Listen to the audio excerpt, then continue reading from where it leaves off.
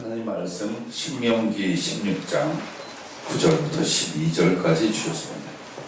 구약성경 신명기 16장 9절부터 12절까지 함께 봉독하도록 하겠습니다. 7주를 셀지니 곡식에 낫을 내는 첫날부터 7주를 세워 네 하나님 여호와 앞에 77절을 지키되 네 하나님 여호와께서 내게 복을 주신 대로 내 힘을 헤아려 자원하는 예물을 드리고 너와 네 자녀와 노비와 내 성중에 있는 레위인과 및 너희 중에 있는 객과 고아와 과부가 함께 네 하나님 여호와께서 자기의 이름을 두시려고 택하신 곳에서 네 하나님 여호와 앞에서 즐거워할지니라. 너는 애굽에서 종되었던 것을 기억하고 이 규례를 지켜 행할지니라. 아멘. 자, 맥주 감사절 혹은 77절이라고 성경은 말하고 있습니다. 오늘 말씀 제목 은총의 열매라고 했습니다. 하나님이 은총을 베풀어 주셨을 때의 그 열매가 바로 감사라는 것입니다. 자, 오늘 본문 말씀은 여기 77절이라고 나옵니다. 그럼 이 77절은 여러분이 말하는 맥주 감사절인데, 구약 성경에 이스라엘 백성들에게 3가지 절기를 세워주셨어요. 그들이 애굽에 노예되었을 때에 어린 양의 피를 바르고 죽음의 사자를 넘어서서 탈출하게 되니 유월절이라 그렇게 지키게 했습니다.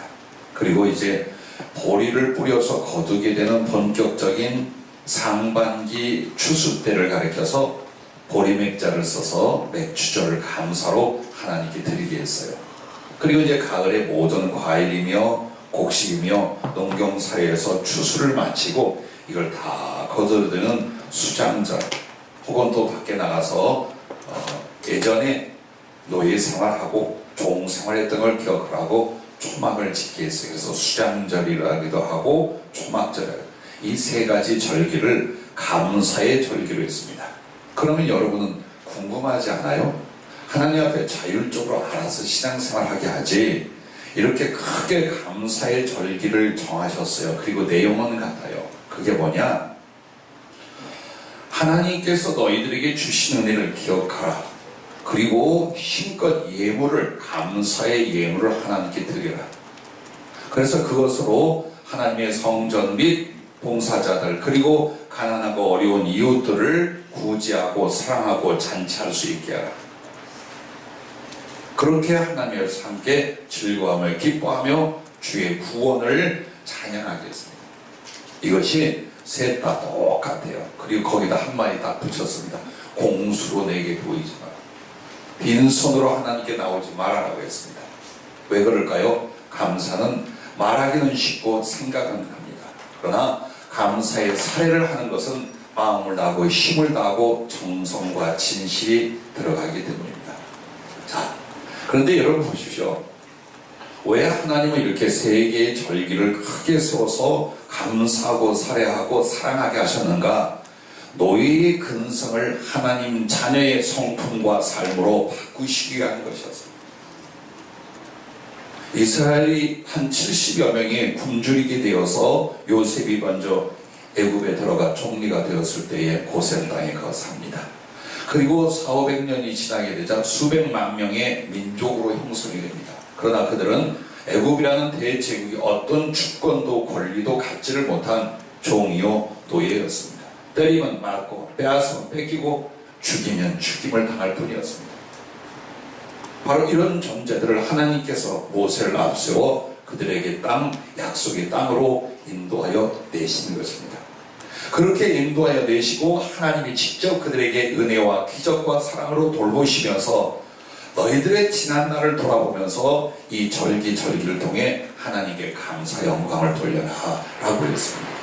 노예의 근성이라고 하는 것은요, 언제 받을지 먹을지를 몰라요. 그래서 모든 수단 방법을 잔뜩 긁어모으고 또 악착같이 모아 쌓아두고 있을 때 다 먹어 해치워야 돼요.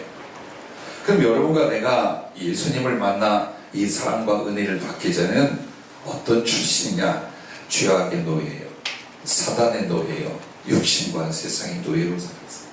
그래서 그렇게 몸부림을 치며 모든 고생과 수고를 다하여 벌어야 했고 써야 했고 모으기만을 위해 살았어요. 근데 하나님께 다 불러가지고 주어 제발 좀 하나님께 드리고 사람에게 나누고 사랑으로 주고 감사로 주어, 이게 잘 안 돼. 내가 안 벌면, 내가 못 모으면 어떻게 살아? 이 노예의 근성이 예수 믿는 사람들에게 좀처럼 사라지지 않는데, 이스라엘 백성도 마찬가지예요. 그래서 아예 절기 3개를 통하여 구원에 관하여 말씀하면서 하나님이 모든 걸 채워주시니 너희는 그것을 가지고 하나님께는 감사와 영광을, 이웃과 형제들에게는 사랑의 섬김을, 이제는 하나님 나라는 이런 것이고 하나님의 은혜 안에 사는 사람은 이런 것이다 라고 일러주기 위하여 이 절기를 만든 것입니다. 그러므로 여러분, 절기 안에 숨어있는 영적인 뜻이나 여러 가지도 있겠지만 오늘 이 말씀들을 통해 여러분과 나에게 감사의 실제적인 것들을 말씀을 주셨어요. 그 중에 첫 번째가 뭐냐? 감사의 3가지 방법에 대해서 말씀했습니다. 우리가 하나님께 감사할 때에 그 진실성을 나타내게 돼요. 그러니까 가장 하나님이 은혜를 주시고서 기뻐하시며 동시에 우리를 시험하는 게 뭐냐? 내게 감사해 봐라입니다. 그때 진실한 마음에 은혜를 받은 사람은 크고 마음을 다한 감사를 해요. 근데 형식적으로 하는 사람은 그 감사가 정말 보잘것없고 유치하기 짝이 없이 나타납니다.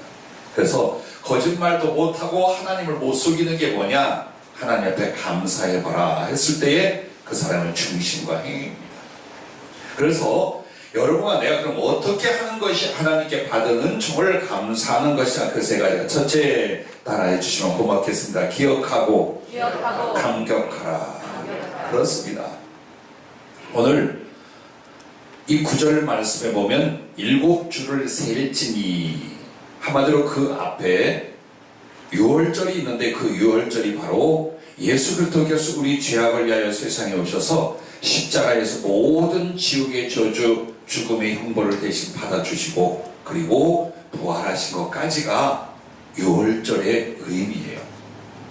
그렇게 해서 그들이 노예된 사람들이 풀어놨기 때문에 자, 그렇게 했어요.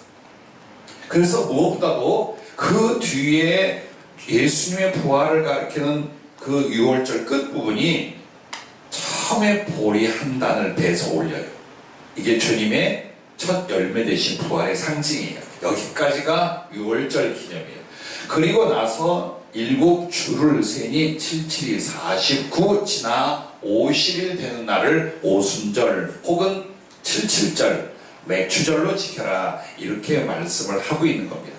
그러니까 하루하루를 세고 한 주 한 주를 세는데 무엇을 세는 거예요? 어떻게 하나님께 받은 은혜를 기억하고 감사할 것인가, 그걸 세는 날짜예요. 그리고 11절에 보면 내 하나님 여호와 앞에서 즐거워할지니라 라고 했습니다. 왜 즐거워할 거냐? 받은 은혜를 기억하고 주신 구원을 기억하며 하나하나 생각해보니 원망과 낙심과 두려움은 온데간데 없어지고 이 속에서 하나님의 사랑과 은혜로 말미암아 벅찬 감격과 기쁨이 솟아오르는 것입니다. 이것이 감사의 시작인 거예요. 그래서 12절에 보면 기억하고 세상에 가장 멍청한 사람이 누구냐? 주신 사랑과 받은 은혜를 기억하지 못하는 사람이에요. 아니, 기억을 못하는 게 아니라 안 합니다. 왜? 현실 문제의 원망이나 욕심이나 낙심에 빠져서 하나님의 사랑과 주심을 기억하지 않는 거예요. 그러므로 감사가 고갈되면 모든 영적 은혜와 그리고 심령에 누려야 할 행복이 싹 사라지고 맙니다. 반드시 여러분, 우리 하나님이 주신 모든 은혜들과 그리고 지금 작금에 주신 은혜를 기억할 수 있기를 바랍니다. 세월해 볼 수 있기를 바랍니다. 얼마나 많은 걸, 얼마나 소중한 걸 갖고 있는가를 아실 것입니다. 그리고 가슴에 기뻐하고 감격을 느끼세요. 신앙생활은 하나님과 함께하며 그 은혜로 인한 감격입니다. 예배는 감동입니다. 그런데 여러분의 얼굴이 구슬퍼 보이거나 우울증이 있어 보이는 이유는 기억하지 않기 때문이에요. 그리고 그 은혜를 기억하고 나면 여러분의 가슴의 반응, 심령의 반응이 바로 감사하고 감격해 할 줄 아는 겁니다. 두 번째 따라해 주시기 바랍니다. 고백하고 찬양하라. 찬양은 예배 때에 쓰는 무산품이 아니에요. 성가대에 한 번씩 들려주는 노래가 아니에요. 찬양은 그 바탕이 무엇입니까? 하나님의 은혜와 사랑을 깨달은 마음이에요. 그래서 이것을 어떻게 감사의 영광을 주께 돌릴까 하는데 인간의 가장 기본적인 정서 그리고 그 영혼을 감동시키는 게 뭐냐? 노래요 음악이야. 그래서 곡 없이 노래와 음악으로 할 수 있고 곡이 있어야 할 수 있어요. 언제나 주님의 은혜를 고백하고 찬양할 수 있기를 바랍니다. 주님이 듣고 주님이 가슴에 기억하실 것입니다. 세 번째도 따라해 주시기 바랍니다. 힘을 다해 살해하라. 그렇습니다. 10절 11절 말씀은 네 하나님 여호와 앞에 77절을 지키되 네 하나님 여호와께서 내게 복을 주신 대로 내 힘을 헤아려 자원하는 예물을 드리고 라고 말합니다. 그럼 그 감사의 예물을 드린 걸로 어떻게 하냐? 너와 네 자녀와 노비와 네 성중에 있는 레인과 및 너희 중에 있는 객과 고아와 과부가 함께 네 하나님 여호와께서 자기의 이름을 두시려고 택하신 곳에서 네 하나님 여호와 앞에서 즐거워할지니라. 즉 하나님께서 당수의 영광을 위하여 활용할 수 있는 것들을 활용케 하고 그리고 나머지는 전부 다 사랑과 섬김과 구제를 위하여 여러분의 감사의 예물을 함께 쓰라고 지금 말씀을 하고 계신 것입니다. 그래서 성경에 보면 주님이 열을 주었어요. 그리고 우리 김창식 목사님 기도한 대로 어때요? 그 중에 10분의 1은 하나님의 것이다. 그게 뭐냐? 감사의 기부입니다. 열을 주셨으니 9을 내가 내 자유로 쓰되 하나만큼은 하나님께 감사합니다 하고 돌려드릴 수 있는 게 뭐냐? 여러분 그게 11조라고 하는 겁니다. 그것에 벌벌 떠는 사람은 어떻게 하는 거예요? 하나님 모든 주신 은혜를 그다지 감사하지 않는 거예요. 그리고 두려워하는 거예요. 사람. 오늘 여러분이 구원을 받았다면 그리고 머리부터 발끝까지 심지어는 내 몸과 내 자식들까지 하나님 주신 걸 믿는다면 11조를 구별하여 감사할 수 있기를 바라고 모든 제목을 인하여 감사하고 하나님 앞에 영광을 돌릴 수 있기를 바랍니다. 그래서 우리 주님께서 큰 절기를 인하여 기억하게 하고 새하려 보게 하고 예배하게 하여 정말 하나님도 감격하고 내 자신도 기뻐할 감사의 예물과 감사의 심령을 들여서 우리 하나님께는 감사로서 영광을 돌리고 또 나와 및 우리 형제들은 함께 섬김과 사랑으로 은혜를 나누게 하신 것, 이에 감사의 본뜻인 줄로 믿으시길 바랍니다. 그래서 여러분과 나는 명령은 아니요 권면입니다. 이스라엘도 11조를 어떻게 했느냐? 전체 수입의 10분의 1을 하나님의 성전 앞에 갖다 두고 성전을 보수하거나 필요한 것을 유용하거나 그리고서 거기서 성전에서 제사장들과 수고하는 이들의 생계를 지게 합니다. 그리고 또 그 중에 나머지 10분의 1을 드립니다. 그렇게 해서 가난한 자, 어려운 자, 외로운 자들을 함께 모아서 잔치를 하고 구제를 하게 했습니다. 그래서 여러분이 정말 하나님 앞에 절기를 기억하며 감사하려면 10분의 1을 구별하여 드리고 난 나머지 10분의 9에서 또 10분의 1을 매달 준비하면 자연스럽게 몇 개월 뒤에 절기가 옵니다. 그때 여러분이 그것을 준비하면서 어떤 정성과 기도가 있었겠어요. 그리고 그것을 들 때에 얼마나 큰 감격이 일어나겠어요. 내일 맥주 감사절이야. 있어봐. 어떻게 헌금이 좀 되려나? 이젠 그렇게 하지 마라. 이젠 그렇게 하지 마라. 정말로 하나님의 진심으로 감사할 때는 기억하고 미리 준비하라. 그리고 무엇보다도 내 힘을 내게 주신 은혜를 위하여 힘을 다하여 하나님께 감사할 수 있는 바로 이것을 주님은 말씀하고 있습니다. 자, 감사의 세 가지 방법 뒤에는 감사의 세 가지 이유입니다. 여러분이 하나님 앞에 만 가지, 천만 가지 은혜를 받았지만 이 세 가지 중심으로 말미암아 감사할 것을 말하는데 그 첫째가 날 구원하시는 것입니다. 12절에 너는 애굽에서 종되었던 것을 기억하라. 왜? 그때가 무엇이었어요? 조금 전에 말한 것처럼 우리가 세상의 노예가 되고 죄악의 노예가 되고 죽음의 노예가 되고 원수 마귀의 노예가 되어서 영영한 지옥에는 분깃이 없던 자들. 그래서 사는 것이 영혼도 팔고 청춘도 팔고 의리와 사랑도 줘버리면 악자까지 더 잘 살기를 위하여 몸부림을 치며 이렇게 험한 인생을 살아왔던 거예요. 그러나 이제는 하나님의 살아계신 것과 그 살아계신 하나님이 당신의 전능 전지하심을 다하여 여러분을 사랑하는 줄로 믿으시길 바랍니다. 이 땅에 있는 동안 행복한 거 좋아요. 그러나 이 땅에서 하늘을 준비하는 시간으로 믿으시길 바랍니다. 깨닫지 못하여 짐승 같은 나에게 하나님의 살아계신 것과 나의 죄악 속에서 어떻게 그가 그리스도 예수를 통하여 구원하신가를 알려주셨습니다. 내게 하나님의 성령을 부어서 나라고 하나님을 경험하고 그 사랑 속에서 생명을 얻게 합니다. 기도하며 교통하며 하나님의 도우심과 역사를 보게 합니다. 이렇게 해서 나를 이 땅에서 하늘나라까지 인도하시는 이 구원의 은혜. 이번 주에 저는 아주 귀한 영적 점검을 의뢰하여 해주었습니다. 이 말씀을 기도 중에 받은 우리 집사님이 저에게 확인을 했습니다. 기도하는데 예수님이 이렇게 말하더랍니다. 내 피가 세상에 흘러 누구나 구원을 얻는 게 아니란다. 내 피를 밟는 자만이 구원을 얻느니라. 내 피를 밟으려거든 십자가 밑으로 나와야 하느니라. 내 피는 십자가 밑에만 있느니라. 목사님, 뚜렷하게 주님이 이렇게 말씀해, 이거 주님이 하신 말씀 맞지? 우리 박남석 집사 몇 년 전 참 힘들고 어려운 가구 공장의 한 과장이 우리 덕자 집사님 통해 우리 교회에 끌려왔어요. 그때 얼굴은 끌려온 거지 자발적으로 온 게 아니야. 아무것도 모르고 아무것도 없고 어쩌면 가장 외로운 한 영혼이 교회에 왔어요. 시간이면 주님을 영접하고 성령을 받기 시작했어요.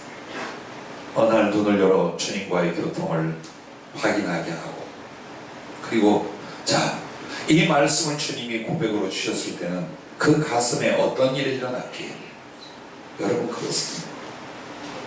나는 여러분과 나의 삶이 항상 십자가에게로 돌아가며 십자가 앞에 있어야 한다고 생각합니다.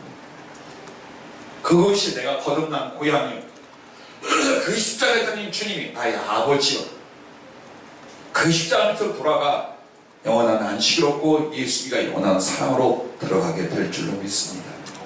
그러므로 하루에 한 번, 아니 하루에 10번이라도 예수님을 인하여 내가 어떻게 은혜를 얻고 구원을 얻었는가를 헤아려 보시고 기억하시고 거룩한 감사와 감격이 일어날 수 있기를 바랍니다.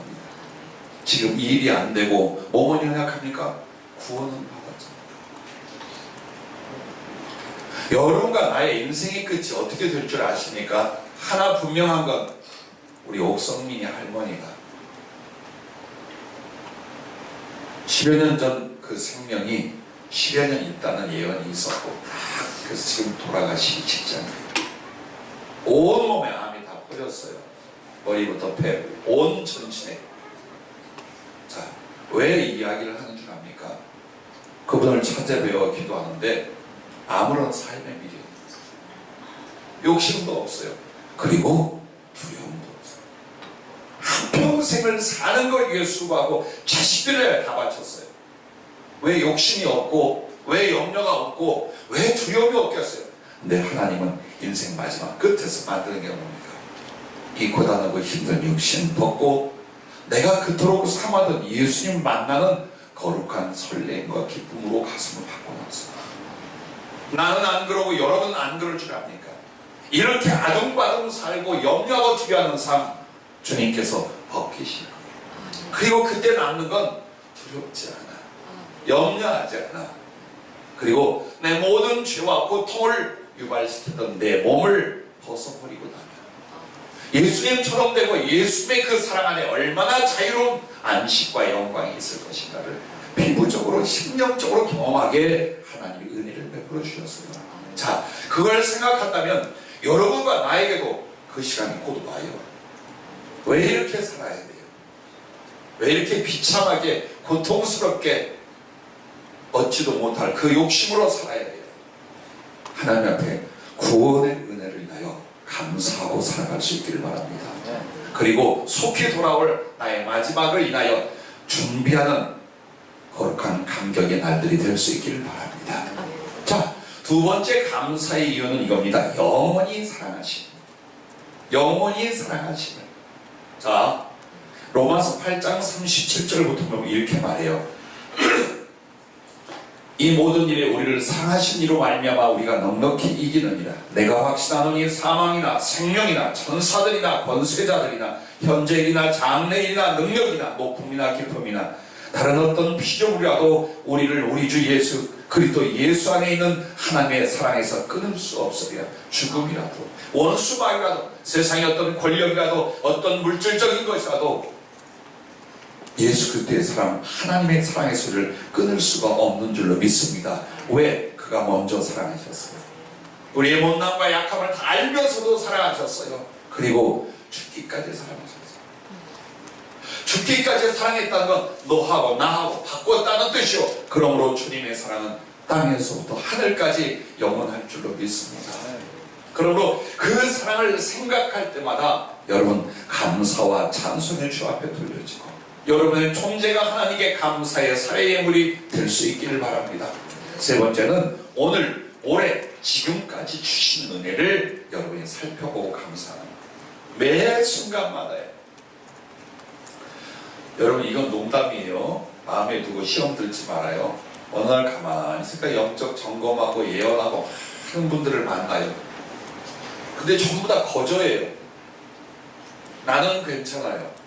왜? 하나님이 말씀하고 하나님이 은혜를 줬으니까. 근데 하나님께 감사들을 안 해. 그러니 그 예언과 영적 점검이 그에게 무슨 큰 유익과 변화를 주겠어요. 그래서 내가 그랬어요. 몇몇 하나님께 무조건 하나님께 감사의 헌금들 하도록 해라. 이제 보세요. 이 말 때문에 저한테 영적 점검을 안 받거나 예언을 안 받을 사람이 굉장히 많아질 거예요. 이미 안 한 사람도 꽤 많고. 그 말이 무엇을 의미합니까? 하나님과 직접적인 접촉과 은혜를 그의 말씀을 들을 때도 감사할 수 없다면 내게 일반적으로 경험하는 하나님의 은혜에 대하여 무슨 감사를 드릴 수 있겠습니까?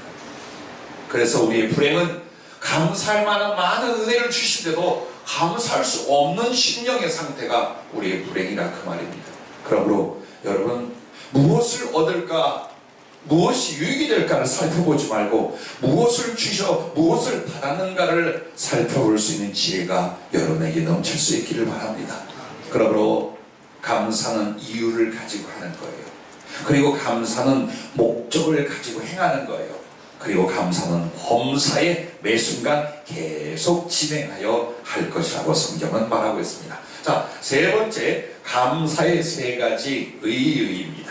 자, 우리가 하나님 앞에 감사할 때에 하나님은 어떤 입장이 되시는가요? 의가 자, 첫째가 하나님을 영화롭게 합니다. 시편 50편 22절 23절에 보면은 감사로 제사를 드린 자가 나를 영화롭게 하나니. 자, 감사로 제사를 드리는 자가 나를 영화롭게 하나니 그의 행위를 옳게 하는 자에게 내가 하나님의 구원을 보이리라고 말합니다. 근데 22절이 보통 말씀이 아니에요. 하나님을 잊어버린 너희여 이제 이를 생각하라. 그렇지 않으면 내가 너희를 찌질이니 건질 자 없으랴. 누가 하나님을 잊어버렸다는 거예요? 그 은혜를 그 사랑을 잃어버린 걸 가르칩니다. 나는 주님의 은혜와 구원과 사랑을 잊지 않았습니다. 그게 뭡니까? 감사하고 있는 사람들이에요. 하나님께 감사할 수 없다는 건 이미 주신 은총이고 뭐고 다 가슴 속에서 잃어버렸다는 거예요. 그러므로 하나님과의 관계가 지속이 될 수 없다. 우리의 믿음이, 우리의 사랑이, 우리의 소망이 무엇으로 연결되고 완성되느냐? 주신 은혜들이라는 감사인 줄로 믿으시기를 바랍니다. 그래서 여러분이 하나님 앞에 감사할 때 하나님을 영화롭게 한다는 게 뭘까요? 영광을 하나님께 돌려드립니다. 감사 외에는 영광을 하나님께 돌린 자가 없어요. 10명의 문득병 환자가 예수님을 만났습니다. 그리고 돌아가라 했습니다. 그리고 치료를 받고 그 중에 한 명이 들어와 감사하고 주님께 사례를 받습니다. 10명이 다 고침을 받았는데 나머지 9은 어디 있느냐? 라는 굉장히 씁쓸한 주님의 말씀으로 그 구절이 끝이 납니다. 어디 있느냐? 그러면 그만큼 와서 감사하는 것은 무엇을 말합니까? 하나님을 인정하는 거예요. 그 은혜를 인정하는 거예요. 그래서 하나님을 영화롭게 하는 거예요. 여러분의 인생과 받은 은혜로 영광을 하나님께 돌려드릴 수 있기를 바랍니다. 두 번째는 하나님을 진정 사랑하는 것입니다. 여러분이 누가복음 7장 사건은 잊지 못하리라 생각을 해요. 바리새인 시몬이 예수님을 자기 집에 영접했어요. 이 사람이 문둥병에서 구원을 얻고 고침을 받았는지 어떤 특별한 은총을 얻었는지 짐작하는 부분이 성경에 나와요. 그래 예수님을 감사하여 오신 것 같잖아요. 그런데 어떤 그 주님에 대해 자기 집에 오게 해서 예수님이 오신 것을 자랑은 하나 어떤 사랑도 섬김도 감사도 표현이 없었어요. 그때 그들이 멸시하고 욕하는 죄인이라 한 여인이 와서 그 주인이 못한 감사와 사랑의 표현을 참 나눠요. 옥합을 깨뜨려 부어드리고 눈물로 발을 씻고 머리털로 그 발을 닦으며 주님 발에 입만 쉬지 않았어요. 그때 주님이 이 말씀을 하며 뭐라고 했느냐? 넌 나은 것도 아닌데 그러나 그 여인은 내게 이와 같이 했다. 어짜요? 죄를 많이 사함받은 사람은 더 많이 사랑하기 때문이다. 그 말은 너의 죄는 그냥 그저 있다는 것이. 그러나 네가 죄인이라고 손가락질하고 욕하는 저 여자는 나를 사랑함으로 말미암아 그 죄가 사여졌다고 합니다. 그럼 여러분 주님을 사랑하여 행하는 그 모든 섬기는 행위가 뭐였을까요? 그 여인에게는 사랑합니다 하는 고백이 아니었어요. 너무나 감사했어요. 7 귀신에서 자유케 하고 병들고 버려진 죄악에서 자유케 하고 버려마땅한 자신을 예수님이 기억하고 긍휼히 여긴 것에 대하여 감격하고 그래서 그 감사로 말미암아 예수님께 표현인데 예수님은 그 행위를 어떻게 받으셔요? 저의 사랑함이 나. 여러분 그것이 주를 사랑? 주를 사랑? 무엇으로? 어떻게? 여러분의 감사가 주님을 진정 사랑하는 깊이요 진실인 줄로 믿습니다. 세 번째는 하나님을 온전히 증거함이라고 하셨습니다. 여러분과 나는 입으로 떠들어 예수님을 전하는 것이 아니에요. 나의 신앙을 자랑하여 예수님을 증거하는 게 아니에요. 여러분이 하늘과 땅 앞에 하나님께 감사하고 주님께 감사한다면 어때요? 마음으로 가득한 그 감사가 입술로 표현이 됩니다. 힘을 드립니다. 나아가 목숨까지 됩니다. 그때 사람들은 이렇게 봅니다. 저분 예수가 누구실래요? 저들은 저렇게 살아요. 그 하나님이 누구시길래 저 예수 믿는 사람들은 저렇게도 감사하고 감사의 사례로 자기 자신을 바칠 수 있단 말이에요. 여러분 이것보다 하나님께 영광을 돌리고 주님을 온전히 증거하는 일이 없습니다. 그래서 여러분의 감사하는 삶은 하나님을 영화롭게 하고 진정으로 사랑하는 것이고 온전히 증거하는 것이라고 말했습니다. 원망이나 낙심에서는 하나님을 높임도 증거도 일어날 수가 없습니다. 오직 감사만이 하나님께 영광을 돌리게 될 줄로 믿습니다. 그래서 감사만이 진정한 신앙이며 진실한 신앙 고백이고 참된 신앙의 행위라고 말씀하셨습니다. 끝으로 한 가지 추가, 네 번째, 감사의 세 가지 복입니다. 즉 하나님 앞에 힘을 다하고 마음을 다하여 감사하며 사랑하는 성도들에게 주님은 세 가지 복을 주신데 이것도 따라해 주시면 고맙겠습니다. 큰 믿음과 평강을 주십니다. 내 안에 주님을 향한 그 사랑으로 말미암은 대한 믿음과 이 마음속에 도무지 식어지지 않는 이 평안, 이거 여러분 자기 정신을 컨트롤해서 만들어지는 게 아니에요. 혼자 되뇌고 되뇌서 오는 평강과 큰 믿음이 일어나지 않아요. 누가? 주님이 성령으로 주시는 거예요. 어떻게 하였길래 주시는 중에 진실로 감사하는 사람, 그 감사 안에는 염려가 없고 두려움이 없고 욕망이 없고 뒤집어짐이 없어요. 그러므로 평안케 하시고 그리고 믿음이 새로운 줄로 믿으시길 바랍니다. 그래 여러분의 심령에 진보가 없다면 꼭 이게 없어요. 지금 감사 생활 없죠? 없어요. 염려하고 쪼들리고 신경 써. 혼자 모든 궁상, 혼자 모든 생각, 혼자 모든 청승, 혼자 번뇌를 만들어요. 누가? 감사할 은혜가 많음에도 감사할 수 없는 사람은 그 지경, 그 상태를 벗어나지 못합니다.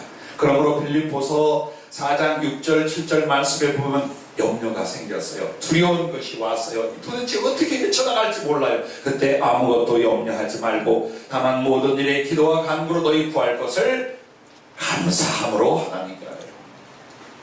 정말 진실로 감사하여 하나님께 기도하여. 먼저 감사하고 감사한 신념과 감사의 사례와 감사의 삶을 살면서 너의 염려와 두려워하는 것들과 비전을 한번 기도해봐라. 내가 어떻게 하나.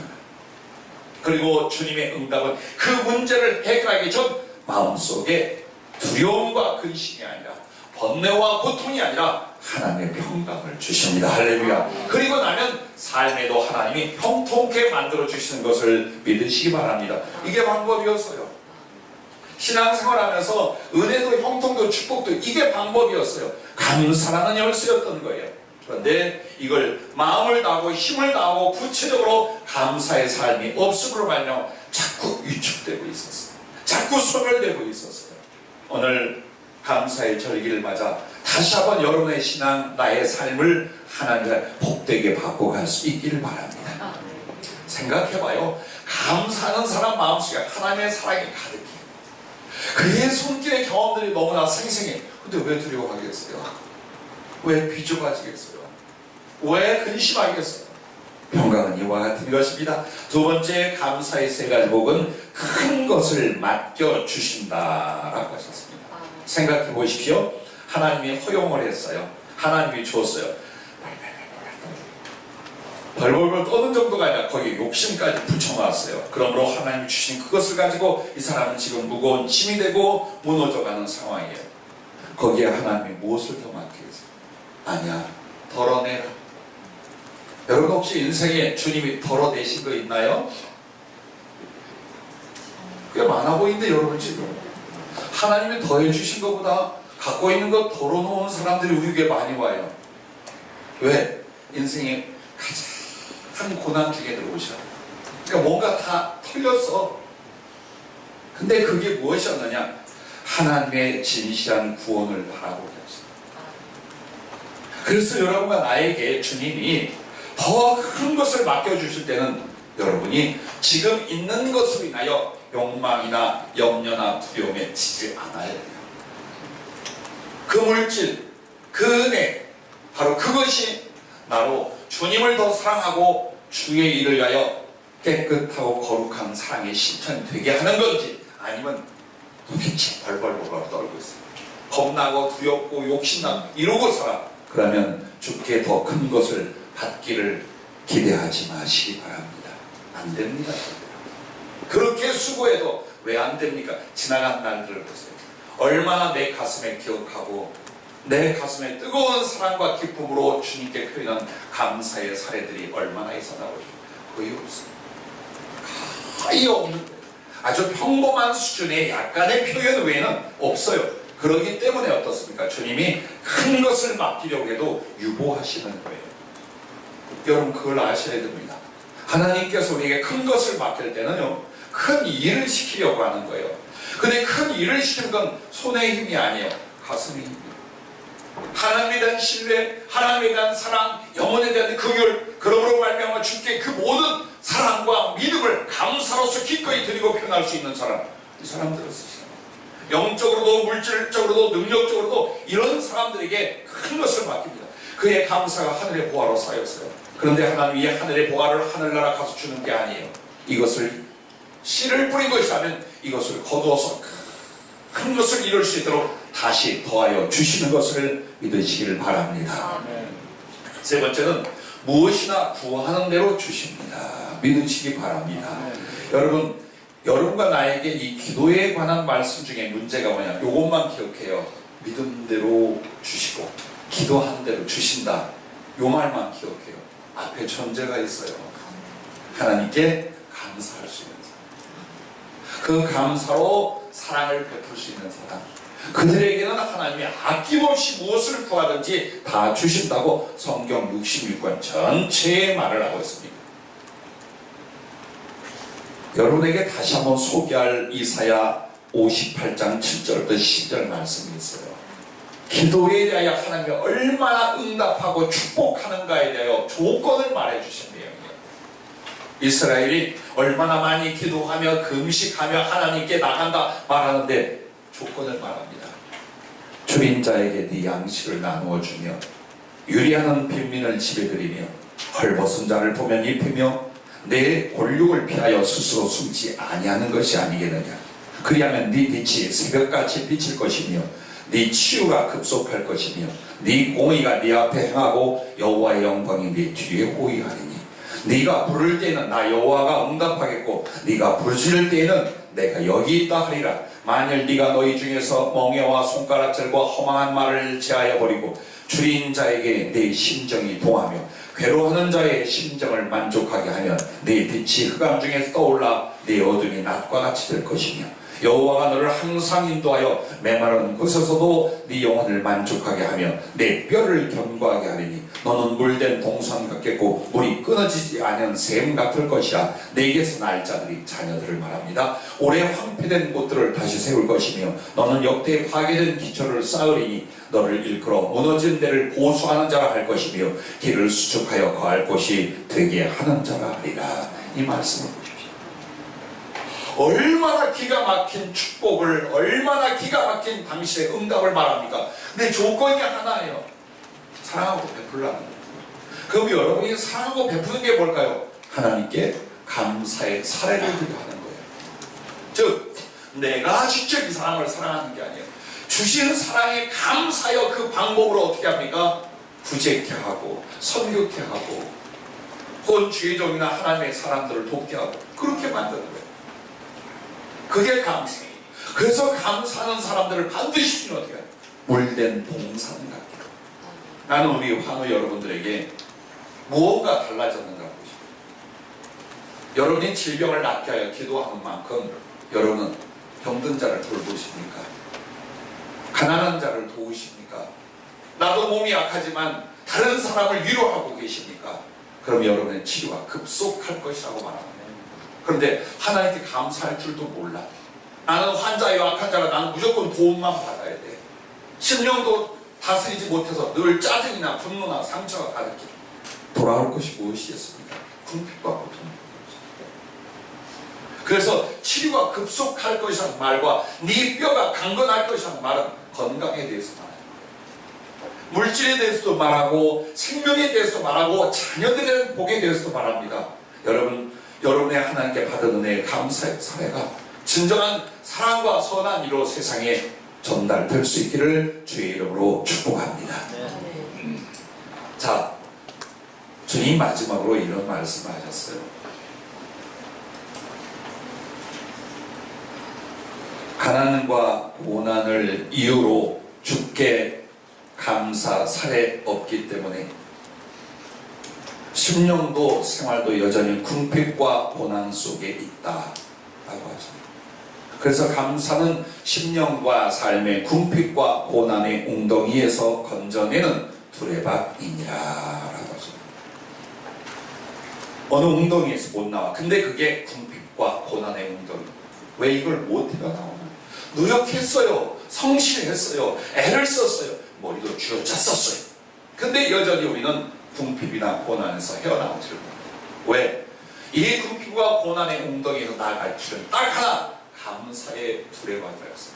그럼 왜 감사의 두레박이냐? 혹시 여러분이 웅덩이에 빠졌는데 두레박이 되려면 그거 잡고만 있으면 홀딱 올라가요. 올라오면서 여러분에게 축복의 물바가지까지 함께줘요. 그 상징으로 주님이 유일한 고난과 궁핍에서 건져내는 그 두레박은 바로 감사이라고 하셨습니다. 오늘 여러분 다시 한번 감사라는 말이 늘 있는 설교의 한 부분, 성경 구절의 한 부분이 아니라 우리의 마음과 삶을 바꾼 삶의 실천이 되었습니다.